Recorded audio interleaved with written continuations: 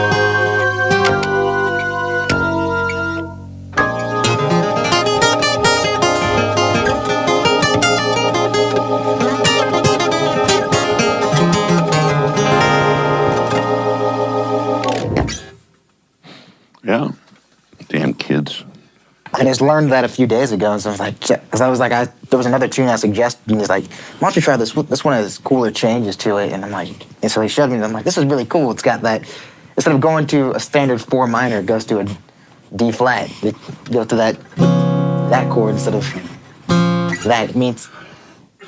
Yeah, like I said, the bass player from Savannah wrote that thing. It was weird. He goes, was playing golf and got killed on the golf course. A car an accident on the road. And the car flew up on the course and hit him and killed him. Oh, wow. Yeah. Parker Blues ain't just those. It's like...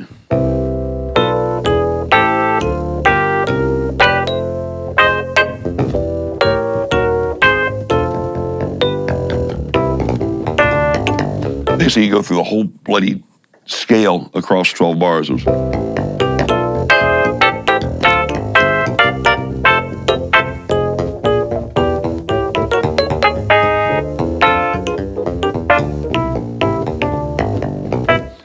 So you get this fourths across the thing. And you start looking in real book tunes, and you start seeing that, you're like, oh, you start getting ideas about how to take this and apply it into other tunes to have fun with them while you're playing something that's just like 2 chords. Well, you can do some things to kind of spice this up a little bit. And, well, there you go. Now, having run my mouth.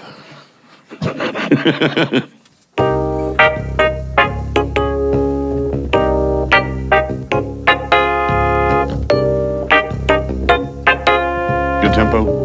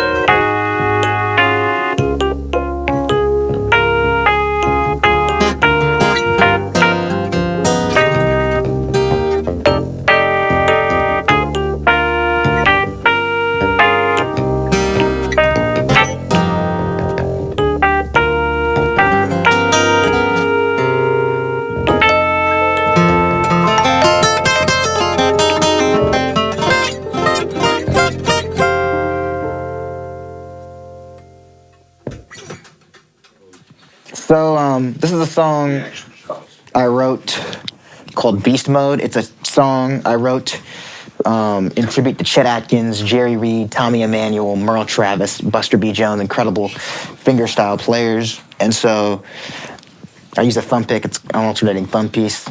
Put it on Spotify. Go check it out. Here it is. As a listener, it's appropriately named.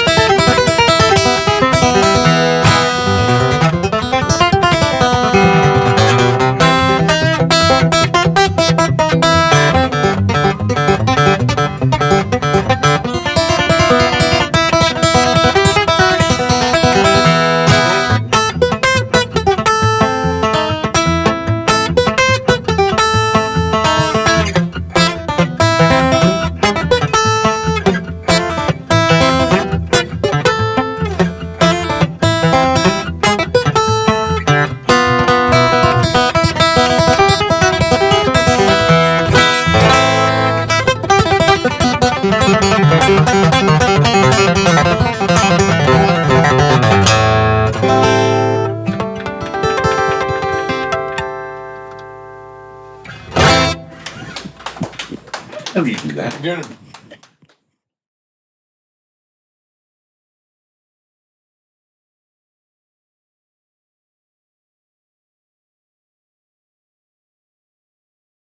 Music sets you free.